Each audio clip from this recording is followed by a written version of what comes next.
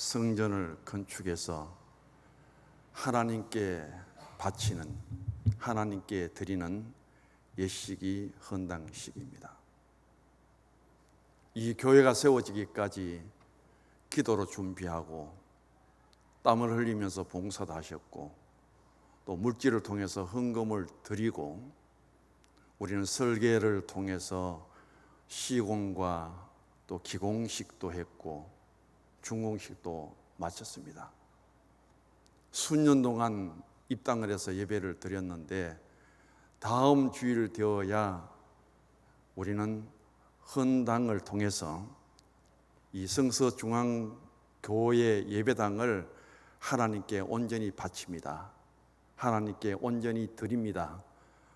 이 예식을 통해서 우리의 성전 건축이 완성되게 됩니다.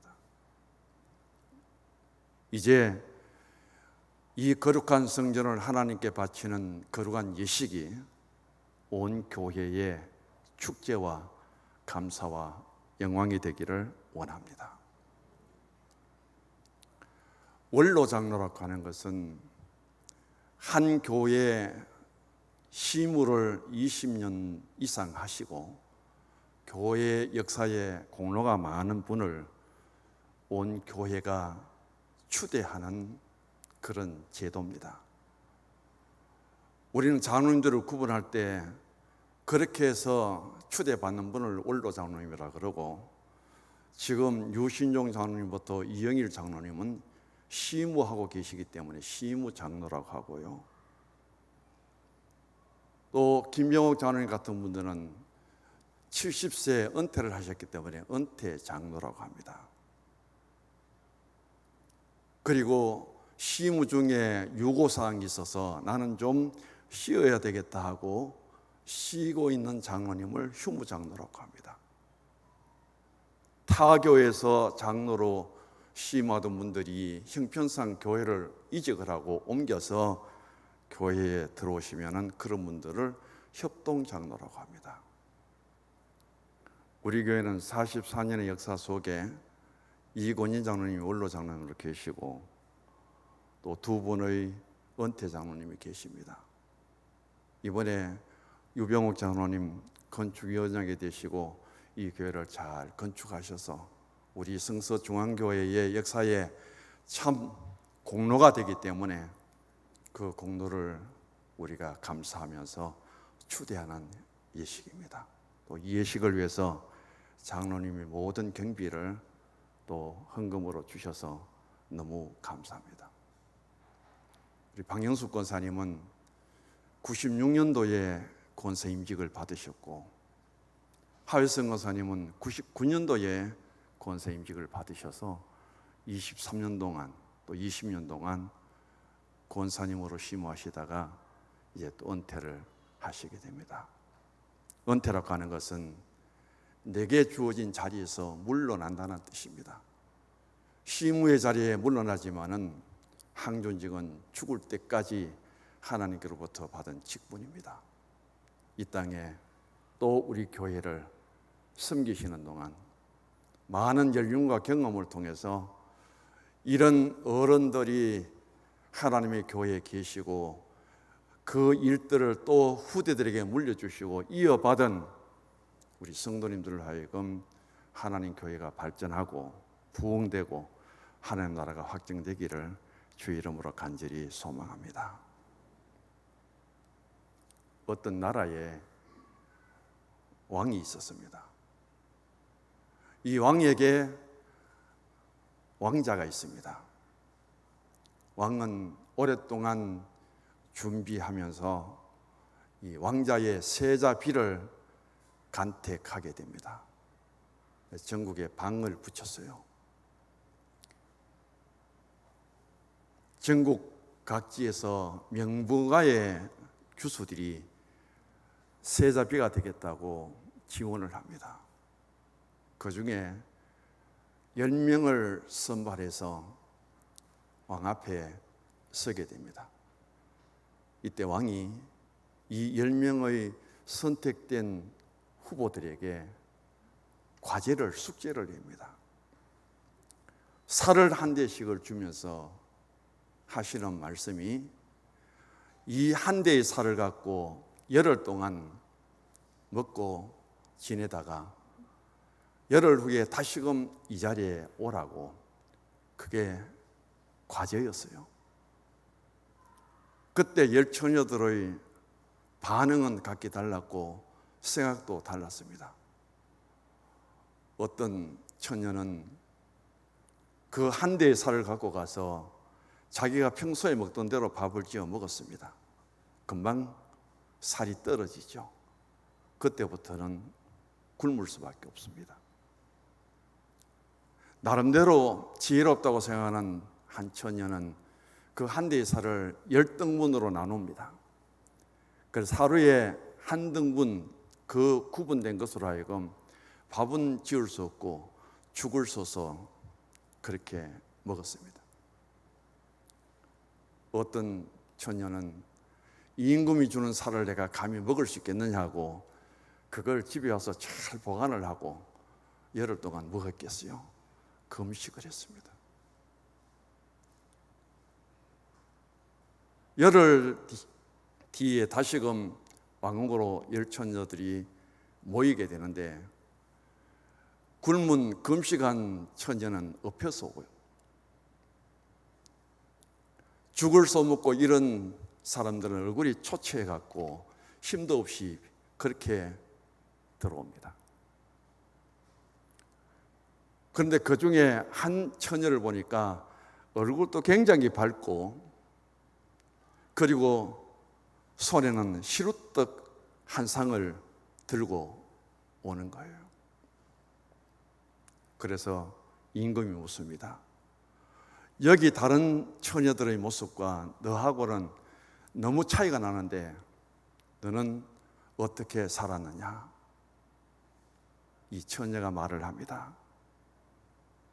장차 이 왕의 세자비가 되어서 왕궁에서 살아가고 다음에 왕이 될 그 삶을 살아가는데 임금이 살 한 대를 주면서 열흘 동안 살아라. 세자비를 간택하면서 임금이 이 왕궁에서 앞으로 굶는 연습 그리고 굶는 훈련을 왕이 시킬 일은 결코 없다. 그러면 왕의 뜻이 무엇일까 생각했습니다. 그래서 지혜를 얻은 것은 저는 돌아가자마자 한 대의 살을 갖고 떡을 빚었습니다. 그것을 갖고 팔고 수입이 남아서 또 살을 사오고 저는 밥을 해먹고 떡을 지어서 또 팔고, 그래서 열흘 동안 밥을 평소처럼 잘 먹고도 이렇게 임금께 바칠 떡을 해오는데도 모자람이 없이 지내왔습니다. 왕이 누구를 세자비로 간택했을까요? 한번 물어보세요, 옆에 분에게. 여기서 우리에게 과제가 주어집니다. 똑같은 시간이에요. 똑같은 살 한 대라는 물질을 받습니다. 똑같은 환경이에요. 내게 주어진 똑같은 환경과 똑같은 물질과 똑같은 그 시간 속에 내게 있는 것으로 어떻게 사느냐, 무엇을 했느냐, 어떤 방법으로 최선의 삶을 살았느냐, 그걸 우리에게 묻고 있습니다. 살아가는 삶 속에는 환경이라는 것이 있고요, 그 환경을 초월할 수는 없습니다. 그러나 그 환경 안에서 어떻게 적응하느냐는 것은 대단히 신앙이나 우리 삶에 중요하다는 것을 우리는 잊지 말아야 됩니다. 맹자의 어머니는 아들 맹자를 훌륭하게 가르치기 위해서 좋은 환경을 찾아 3번이나 이사를 했다고 하죠. 신앙생활과 교회 생활에 있어서 환경은 대단히 중요하지만 우리 그리스도인에게 있어서 이상적인 환경만이 반드시 좋은 결과를 가져오는 것은 아니라는 거예요. 인간의 역사 속에 에덴과 같은 낙원이 어디 있습니까? 물질적인 환경이 다 갖추어진 에덴 같은 그 삶의 환경, 신앙의 환경이 세상에 어디 있습니까? 이런 좋은 환경에 살면서도 아담과 하와는 그 환경에 적응에 실패를 하고 말았습니다. 여기에서 우리 신앙인들은 환경을 극복하는 데 있어서 우리의 신앙에 있어서 가장 좋아하고 우리의 신앙에 있어서 갖춰야 될 그 삶의 자리에서 무엇을 자각하고 살아야 되는가, 세 가지를 말합니다. 첫째는 우리는 공동체 속에 살아가는데 언제나 나보다 못한 사람이 있게 됩니다.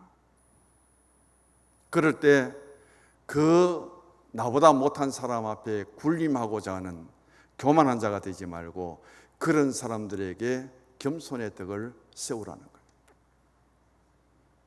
두 번째는 여러 사람을 만나는데 다른 사람과 나를 비교해 볼 때 나보다 더 나은 사람, 더 똑똑한 사람, 더 유능한 사람, 그런 사람이 있을 때는 나는 참 부족한 것이 많구나, 그것을 깨닫는 사람이 되라는 거예요. 내 환경이 어떠하든지 간에 믿음으로 살아가는 우리가 하나님 앞에 코람되옵니다. 그리스도 예수 안에 내 자신이 있을 때에 가장 우리가 먼저 깨달아야 될 것은 나는 하나님 앞에, 나는 주님 앞에 죄인입니다. 그 자각이 일어날 때 우리는 회개가 나오게 됩니다.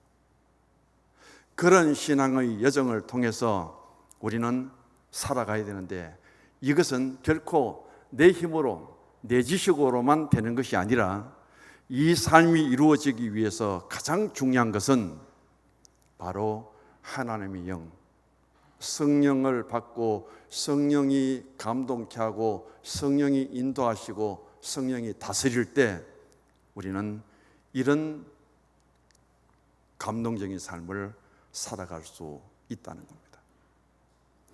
오늘 본문 38절을 같이 읽어보십시다. 바로가 그의 신하들에게 이르되 이와 같이 하나님의 영에 감동된 사람을 우리가 어찌 찾을 수 있으리요 하고, 누가 이야기했느냐 하면 바로가 이야기합니다. 누구를 보고요? 요셉을 보고. 이방인입니다. 가장 권세가 많은 애굽의 왕이, 그것도 감옥 속에 제술이 있는 요셉을 보고 이 사람은 하나님의 영에 감동된 사람이다. 하나님의 영에 감동된 사람을 우리가 어찌 찾을 수 있겠는가? 그런데 그 사람을 찾았습니다. 그 사람을 만났습니다. 그 사람을 통해서 어떤 일이 일어나고 있는지를 오늘 성경은 우리에게 들려주고 있습니다. 그래서 먼저 요셉이 하나님의 영에 감동되기 전의 모습을 먼저 생각해 보고, 하나님의 영에 감동된 요셉은 어떤 삶과 신앙이 이루어졌는가를 또 열거해 보면서 마지막 결론은 하나님의 영에 감동된 요셉을 만난 바로는 어떤 은혜를, 어떤 복을, 애굽은 요셉을 통해서 어떤 복을, 어떤 은혜를 입었는가, 하나님의 영에 감동된 한 사람을 통해서 어떤 역사가 일어나는가, 그것을 생각하면서 성서중앙교회 함께 공동체 예배를 드리는 우리 모두에게 서로 돌아보고 우리가 하나님의 영에 감동된 성도들이, 하나님의 영에 감동된 사람들이 이 교회의 예배자가 되고 공동체 속에 함께하여서 하나님의 뜻한 바 일들을 이루고 은혜를 나누고 감동적인 그런 믿음의 역사가 이루어져가는 성서중앙교회가 되기를 간절히 바랍니다. 하나님의 영의 감동을 받기 전 요셉의 삶이 있습니다. 먼저는 가정이에요. 우리는 오늘 이 교회 생활, 오늘 이 사회 생활이 있기 전에 가장 먼저 주어진 우리의 생활은 가정 생활입니다. 요셉의 가정을 보시기 바랍니다. 요셉의 가정에는 요셉의 부모뿐 아니라 형제들이 12입니다. 디나 자매가 1명입니다. 13 자녀들이 더불어 살고 있는 이 가정에 전부 배다른 형제들이에요. 베냐민 위에는 요셉의 형들은 전부 배다른 형들입니다. 그 13 식구가 살고 있는 가정에 유일하게 아버지의 사랑을 독차지하고 아버지에게 참 인정받는 아들이 있다면 그 아들은 요셉이라는 아들입니다. 오늘 우리들의 가정의 자녀들을 보시기 바랍니다. 우리 아들, 딸 중에 공부를 잘하는 자녀도 있고요.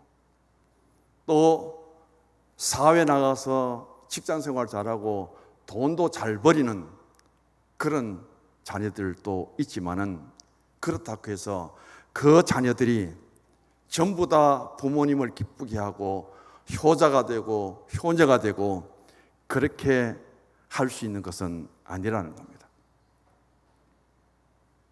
자녀된 나 때문에 부모님이 기쁘고 부모님이 만족해하고 자녀된 나 때문에 우리 가정이 더 웃고 더 평안하고 그런 자녀가 될 수 있다는 것은 얼마나 복된 일입니까? 성서중앙교회 영적인 신앙의 식구들인 우리 성도님들 가운데 나로 하여금 교회가 평안하고 나로 하여금 교회가 은혜가 되고 나로 하여금 교회 생활에 감동이 되고 기쁨이 되고 그런 가운데 내가 있다면 얼마나 좋은 일입니까? 많은 것을 배우지 못해도 많은 것을 소유하지 못해도 많은 능력과 권력을 가지지 못할지라도 가정 안에서 부모님께 사랑을 받고 존경받는 그 부모의 삶이 자녀들로부터 주어진다면 이 가정은 행복한 가정입니다. 요셉은 많은 자녀들 가운데 부모의 사랑이 무엇인지 아버지의 사랑이 무엇인지 그것을 가장 많이 경험하고 체험한 아들이에요. 하나님의 사랑은 위에서부터 내려오는 사랑인데 그 하나님의 사랑을 가장 많이 경험하고 하나님의 사랑을 가장 많이 받은 사람은 누구인가? 예수님은 사랑의 주님인데 그 사랑을 가장 많이 받은 제자는 요한이기 때문에 주님의 사랑하는 제자, 주님의 사랑받는 제자라고 자기 스스로를 그렇게 일깨우고 있습니다. 요셉이 가정에서 그런 자녀였다면 요셉의 형제들은 그런 사랑의 삶을 살지 못했고요. 그런 아버지의 사랑을 차지하지 못하였고요. 내가 받지 못한 하나님의 사랑을 받는, 내가 받지 못한 아버지의 사랑을 받는 그 요셉이 그렇게 밉도록 시기하고 질투하는 형들의 모습을 성경은 그대로 우리에게 보여주고 있습니다. 하나님 사랑을 많이 받으시고 받은 그 사랑을 나눌 수 있기를 원합니다. 내가 받지 못한 사랑을 남이 받으니 그 사랑 때문에 시기하고 그 사랑 때문에 질투하고 그런 일들이 가정에서 형제뿐 아니라 하나님의 교회나 모든 공동체 속에는 똑같이 있다는 사실이에요. 그런 요셉이 가정에서 아버지의 사랑을 독차지한 것 때문에 형제들로부터 미움을 받습니다. 결국은 은 20에 이스마엘 대상에게 노예로 팔려가죠. 보디발의 집에 종이 됩니다. 사람은 그렇습니다. 내가 받지 못한 사랑, 내가 받지 못한 인정, 내가 받지 못하는 그 무엇인가를 다른 사람이 받으면 참 대단합니다. 칭찬하고 격려하고 그래야 되는데 사람은 그렇지 못하고 오히려 시기하고 질투합니다. 그게 미움으로 변해버리는 거예요. 그래서 아버지의 사랑을 가정에서 독차지한 요셉은 결국 배다른 형제들로 하여금 팔리게 하고 웅덩이에 빠지게도 되고 그런 가운데 노예 생활을 하게 됩니다. 종이 되면은 세 가지 특징이 있습니다. 하나는 괴롭습니다. 남의 종이 되고 남의 노예가 되면은 얼마나 많은 일을 해야 되는지 모릅니다. 피곤하고 자기에게는 자유가 없습니다. 두 번째는 요셉 입장에서 보면 억울해요. 같은 아버지한테, 그리고 배다른 형일지라도 아버지의 사랑을 받는다는 것 때문에 미움을 받고 그것도 이방 나라에 팔아버리는 형들을 보면 얼마나 억울하겠습니까? 세 번째는 장래가 어둡습니다. 이제 아버지와 가정을 떠나고 이스마엘 대상으로 하여금 애굽 땅에까지 종으로 팔려왔는데 앞으로 내 장래가 어떻게 될 것인가? 암울한 거예요. 어떤 희망도 보이지 않는 그런 가운데 있습니다. 형들은 나를 버렸습니다. 아버지는 내가 죽은 줄 알고 있습니다. 그럼에도 불구하고 요셉의 신앙 속에 가장 중요한 것은 하나님 앞이었습니다. 코람데오여요. 하나님 앞에 살아가는 나를 하나님은 보시고 하나님은 아시고 계신다. 그런 요셉의 삶 속에 그때 찬송가가 88장이 있었는지는 모르겠는데 있었다면 2절에 이 찬송을 부르면 얼마나 은혜가 되겠습니까?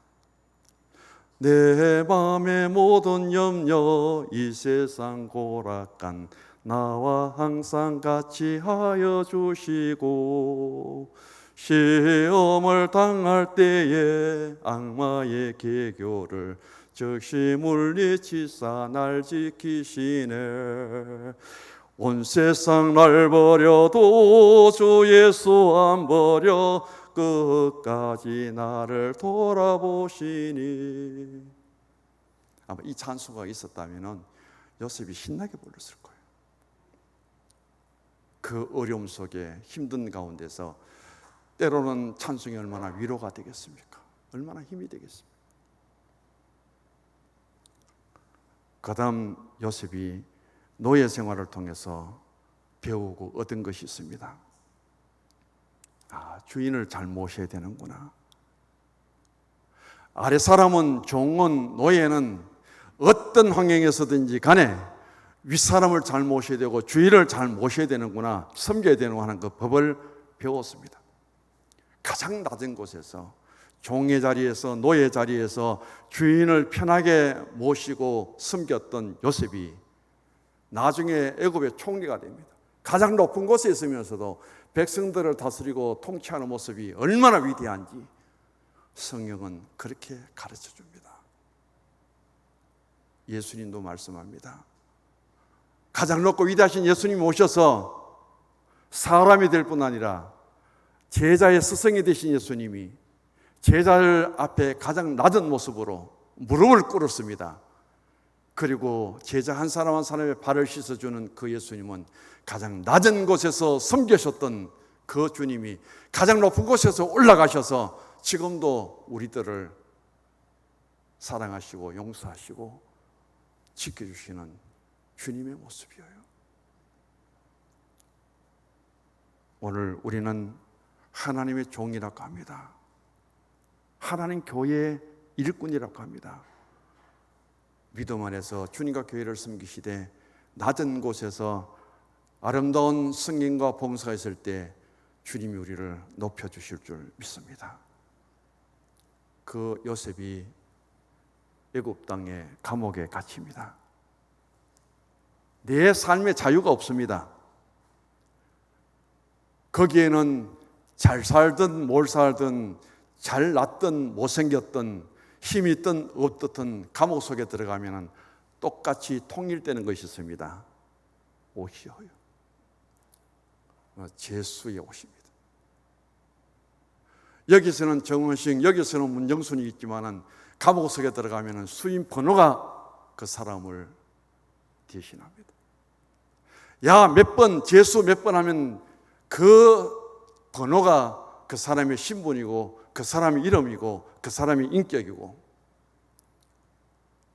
똑같은 제수복을 입히고 수인 번호를 달고 그게 자신의 삶의 모든 주어진 모습입니다. 그래서 우리는 이 제수 생활을 통해서 깨달아야 될 것은, 누가 거기에 갑니까? 누가 교도소 갑니까? 누가 감옥에 갔냐면은 죄 지은 사람이 가는 거예요. 그러므로 결과는 뭡니까? 법은 지켜야 됩니까? 안 지켜도 됩니까? 법은 참 잘 지켜야 되겠다. 요셉이 얼마나 공부하고 요셉이 어떤 학문과 지식을 가졌는지는 몰라도 가정에서 아버지의 사랑이 무엇인지 깨닫고 종의 생활을 통해서 주인을 어떻게 섬겨야 되는 것을 알고 감옥 생활을 통해서 법을 잘 지켜야 되는구나 하는 것을 철저하게 그의 삶을 통해서 배운 사람이 요셉이에요. 이 요셉이 하나님의 영에 감동되기 전에 그가 겪었던 일들입니다. 그가 당했던 일들입니다. 비록 하나님이 요셉과 함께하는 임마누엘의 삶이 있었지만은 아직도 요셉에게 하나님의 영으로 감동된 그런 모습이 주어지지 못할 때 요셉은 이런 삶의 과정을 거칩니다. 이런 요셉이 하나님의 영에 감동된 이후에 사도 바울은 이렇게 고백합니다. 나의 나된 것은 하나님의 은혜라고. 요셉도 그렇습니다. 노예와 종과 제수의 신분을 거쳐서 요셉이 애굽의 총리가 된 것은 전적으로 하나님의 은혜. 그러므로 하나님께 영광을 돌립니다. 애굽 왕에게 충성을 합니다. 백성들에게 통치하고 민생의 문제를 해결하는데 7년 흉년을 통해서 얼마만큼 요셉이 지혜로운 통치자가 되고 있는지를 성경은 보여주잖아요. 이 요셉이 하나님의 영에 감동될 때 그가 보여준 것은 내 자신이 아니라 남에게 굉장히 관대합니다. 그렇게 자신을 유혹하고 결과적으로 감옥에 들어가도록 했던 보디발의 아내를 용서합니다. 자기를 팔아서 애굽의 종으로 팔려가도록 한, 자기를 운동에 빠뜨려서 죽게 한 그 형들도 전부 용서를 합니다. 얼마든지 보복하고 얼마든지 원수를 갖고 얼마든지 거기에 대해서 대신 상처를 줄 수 있는 요셉이 그들을 다 용서하고 포용해 버립니다. 하나님의 신에 감동된 사람 요셉은 일하는 방법도 다릅니다. 왜냐하면 그가 가정에서 하나님의 아버지의 사랑, 그리고 종생활에서 주인을 섬기는 섬김과, 그리고 감옥에서의 그 수감 생활을 통해서 법을 잘 지키는 그런 사람이 되어야 되겠다. 그것을 통해서 총리가 되고 백성들과 나라를 다스릴 때 자신이 경험하고 자신이 살아온 삶을 적용시킬 때 얼마나 아름다운 통치자가 될 수 있었는가, 그것을 우리에게 보여줍니다. 요셉은 참 인내의 사람이에요. 어려움을 당하고 힘든 일을 당할 때마다 불평하고 원망한 것이 아니라 그럼에도 인내합니다. 참았습니다. 그럴 때 하나님이 도와주심을 보게 되고, 오늘 마지막 세 번째, 하나님의 영에 감동된 요셉과 바로의 만남입니다. 이 바로를 원어적으로 보면은 파라오죠. 근데 바로라는 것은 왕의 이름이 아닙니다. 바로라는 것은 한 국가를 통치하는 지도자의 직분의 명칭이에요. 우리 한국의 통치자는 대통령입니다. 일본의 통치자는 수상입니다. 북한의 김정은이는 국방위원장입니다. 중국의 최고 통치자는 주석입니다. 사우디의 최고 통치자는 바로 국왕입니다. 그래서 애굽의 통치자 직분자는 바로라는 거예요. 아브라함 때도 애굽의 왕은 바로였고요. 모세 때도 바로 왕이 있었고요. 지금 요셉 때도 바로 왕이 있습니다. 그래서 바로는 이름이 아니라 바로 애굽의 나라의 통치자, 다스리는 자의 명칭이에요. 성경에 보면 그런 일들이 많이 나옵니다. 블레셋은 아히멜렉이 통치자의 명칭이에요. 아람은 벤 하닷이라는 명칭이 통치자의 이름입니다. 바벨론은 구산이에요. 오늘 성경 본문에 보면 두 지도자가 나오는데 하나는 바로왕, 애굽왕 바로고 한 사람은 총리가 된 요셉입니다. 하나님은 요셉이라는 인물을 통해서 애굽 땅과 그 모든 백성들에게 복 내리기를 원하는데 이 복을 누구를 통해서 하나님이 내리고 있는가? 그것을 보여주면서 하나님의 영에 감동된 요셉을 우리에게 등장시킵니다. 창세기 41장에 보면은 어느 날 바로가 꿈을 꿉니다.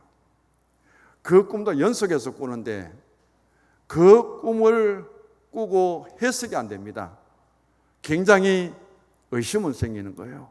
애굽이라는 나라가 위험에 처해질 수도 있고 바로란 자기 신변에도 또 어떤 어려움도 닥칠지 모르는 그런 위기감을 느끼면서 왕은 애굽 땅에 유능한 사람들을 모아서 이 꿈 해석을 풀도록 합니다. 나름대로 애굽의 사람들이 바로의 꿈을 해석했을 거예요. 그러나 그 꿈이 마음에 들지 않고 또 바로 왕이 받아들이지 않습니다. 그런 순간에 애굽 땅의 감옥에 가는 장이 요셉을 기억하게 됩니다. 2년 동안 잊었던 요셉을 기억하면서 이 관원장이 바로 왕에게 바로 나가서 지거를 합니다. 왕이요, 꿈을 잘 해석하는 친구가 하나 있습니다. 그런데 그 친구는 애굽 사람이 아니라 바로 히브리 사람이죠. 그 친구는 꿈을 해석하는 술사가 아니라 지금 애굽의 감옥에 갇혀 있는 죄수입니다. 야, 사람을 소개하는데 왕 앞에 왕의 꿈을 해석하는 데 있어서 꿈을 해석 잘한 사람을 관원장이 왕에게 직언을 하고 소개를 하는데 그 사람이 누구냐는 거예요. 감옥에 갇혀 있는 죄수고 애굽 사람의 이름이 알려진 사람도 아니고 저 히브리에서 온, 그것도 종생활하고 노예생활하다가 고소건이 뭡니까? 보디바라의 아내를 유혹하다가 감옥 속에 들어온 죄수예요. 이런 죄수가 있는데, 감옥에 있는데, 히브리 사람인데 이런 제목으로 하여금 지금 감옥에 갇혀 있는데 이 꿈 잘 해석하는 사람을 만나 보시겠습니까? 그 말 한마디에 왕이 만나 보겠다 합니다. 이게 복이에요. 애굽의 바로 왕이 어떤 절차도 거치지 않고 누구의 소개를 더 이상 거치지도 않고 관원장이 히브리 사람, 죄를 지어서 감옥 속에 있는 죄수인데 꿈을 해석 잘하는 한 사람이 있는데 만나보시겠습니까? 그 말 한마디에 데려오라 그럽니다. 어떻게 그 당시 애굽의 왕이 그만큼 포용력을 갖고 그만큼 수용력을 가질 수 있는 넓은 마음의 사람이 되었을까? 그게 복이에요. 또 하나는 그 당시에 바로 왕이라면 대단한 권세를 가졌는데 관원장 한 사람의 말을 듣고 그것도 감옥에 있는 죄수라도 그대로 받아들이는, 그 말을 들을 줄 아는 왕의 마음, 바로 거기에 이런 엄청난 복이 임한다는 사실을 보여주는 거예요. 많이 배우고 내보다 능력이 많고 힘 있고 그런 사람들의 도움만이 필요한 것이 아니라 가장 바로의 애굽 땅의 높은 왕이 가장 인간 취급도 할 수 없는, 인간 대접도 받을 수 없는 그 죄수를 면전에 데려와서 그 사람을 만나주고 그 말을 들을 줄 아는 사람, 그게 바로의 위대한 일들이에요. 오늘 우리는 이 바로를 모세 시대 때에 바로하고 요셉 때에 바로하고 똑같은 애굽의 왕이에요. 한번 비교를 해보시기 바랍니다. 모세 때 바로 왕은 어떤 사람입니까? 요셉 때 바로 왕은 또 어떤 사람입니까? 같은 애굽의 통치자, 같은 애굽의 왕일지라도 이 두 사람은 비교가 안 되는 거예요. 모세 때의 바로 왕은 모세 말을 잘 들었습니까?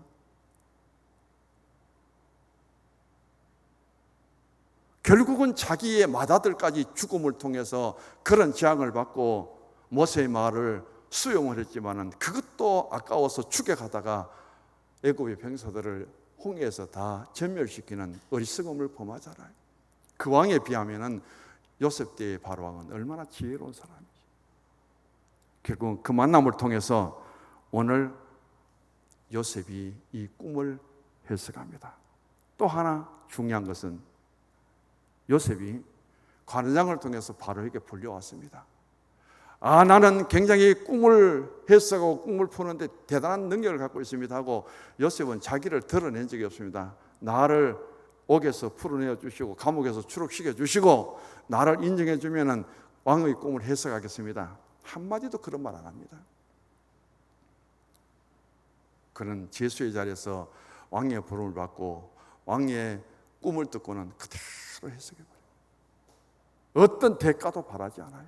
무엇인가 요구하지도 않습니다. 그런 요셉의 꿈의 해석을 들은 왕은 그 제수의 신분에 있는 요셉을 그대로 총리에까지 앉혀버리는 그런 권세를 가진 왕입니다. 그런 일을 자기가 하고 있습니다.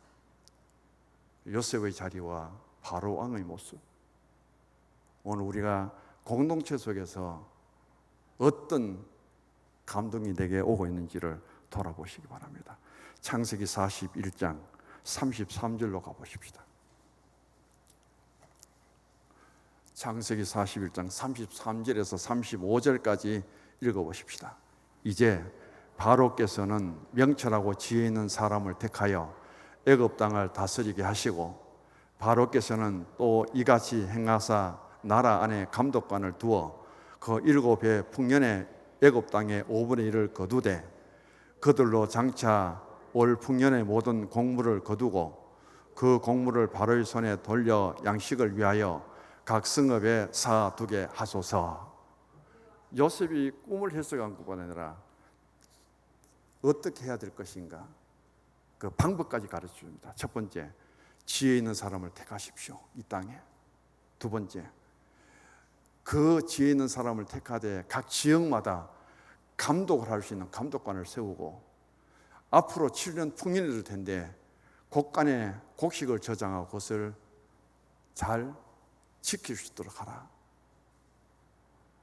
요셉은 바로 왕에게 그렇게 말할 때 그 요셉의 말을 또 그대로 다 받아버려요. 바로 다 믿어버려요. 그리고 그 요셉에게 38절을 읽어봅니다. 어떻게 했는가? 바로가 그의 신하들에게 이르되 이와 같이 하나님의 영에 감동된 사람을 우리가 어찌 찾을 수 있으리요? 그러면서 하나님의 영에 감동된 요셉의 말을 그대로 수용합니다. 앞으로 가서 45절에요. 뒤로 가서 45절에 같이 읽어봅니다. 45절 읽어봅니다. 그가 요셉의 이름을 사브낫 바네아라 하고 또 온의 제사장 보디베라의 딸 이스낫을 그에게 주어 아스낫을 아내로 삼게 하니라. 요셉이 나가 애굽 온 땅을 순찰하니라. 총리 되자마자 그대로 순찰하고 그 즉시 자기 일을 수행해 갑니다. 오늘 여기에서 우리는 그 요셉과 바로의 만남입니다.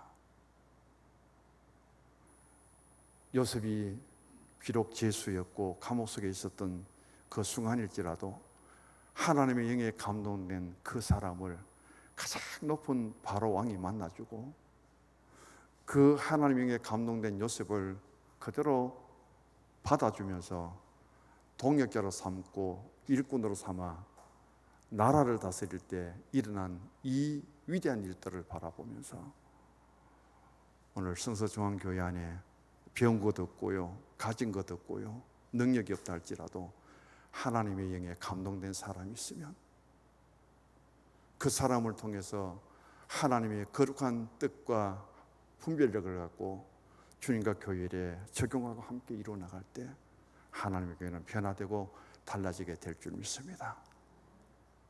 그래서 이렇게 기도하십시다. 하나님, 내게 하나님이 쓰실 만한 지도자의 복을 주셔서 나를 통해 내게 속한 공동체가 하나님의 복을 받게 하옵소서.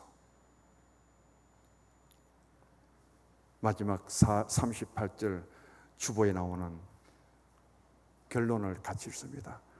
하나님의 영에 감동된 사람을 우리가 어찌 찾을 수 있으리요? 아멘. 하나님,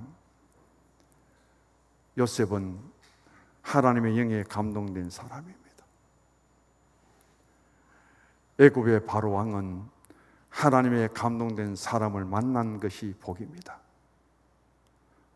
하나님의 영에 감동된 요셉이 바로를 만날 때 그의 신분은 죄수입니다. 감옥 속에 2년 동안 수감되어 있던 히브리 종입니다. 그런 신분에 있을지라도 하나님의 영에 감동된 사람을 찾았고 만난 것이 복입니다. 애굽의 복이었고 바로 왕에게 복이었습니다. 하나님, 이 공동체에 하나님의 영에 감동된 사람들을 세워 주옵소서. 그들로 하여금 주의 일과 교회를 할 수 있는 동역자로 세워주시고 주님의 뜻한 바 일들을 통찰력과 분별을 통하여 깨닫고 일할 수 있도록 역사하여 주시옵소서. 다음 주일 교회 행사가 은혜 가운데 잘 진행될 수 있도록 주님 한 주간 기도로 나갈 수 있는 온 교회와 성도 되기를 원합니다. 예수님 이름으로 기도를 드립니다. 아멘. 일어나